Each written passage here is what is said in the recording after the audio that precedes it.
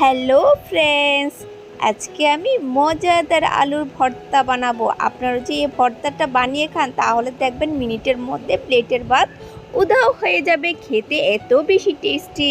তো প্রথমে আমি একটা আলুকে 4টা ভাগ করে কেটে নিয়ে ভালো করে ধুয়ে সেদ্ধ করে নিলাম। যখন আলুগুলো সেদ্ধ হলো তখন আলুগুলো খোসা ছাড়িয়ে আলুগুলো ম্যাশ করে নিলাম। ম্যাশ করে নেওয়ার পরে এবার একটা ফ্রাই প্যানে পরিমাণ মতো তেল দিয়ে দিলাম আর দিয়ে দিলাম শুকনো লঙ্কা, সর্ষে ফোড়ন দিয়ে এবার একটু নাড়াচাড়া করে নিয়ে এবার দিয়ে দিলাম পেঁয়াজ কুচি।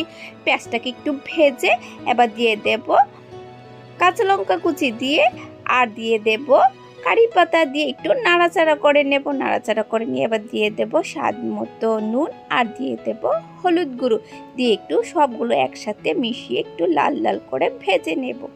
এবার দিয়ে দেব ডিম। আমি এখানে একটা ডিম ব্যবহার করেছি, আপনারা চাইলে আরও বেশি ডিম ব্যবহার করতে পারেন। যত বেশি ডিম ব্যবহার করবেন তত বেশি ভর্তাটা খেতে মজার হবে। তো এভাবে সবগুলো একসাথে একটু লাল লাল করে ভেজে নিলাম। নিয়ে এবার যে ম্যাশ করে রেখেছিলাম আলুগুলো দিয়ে দিলাম। দিয়ে এবার ভালো করে সবগুলো একসাথে মিশিয়ে নিয়ে একটু লাল লাল করে ভেজে নিলাম। তো রেডি হয়ে গেল আলু ভর্তা। তো এই ভর্তাটা না গরম গরম ভাতের সাথেও খেতে ভালো লাগে, পরোটা আর রুটির সাথেও খেতে ভীষণ ভালো লাগে।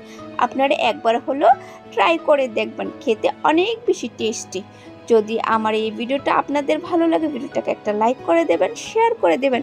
আপনারা ভালো থাকবেন, সুস্থ থাকবেন। Tata, bye bye.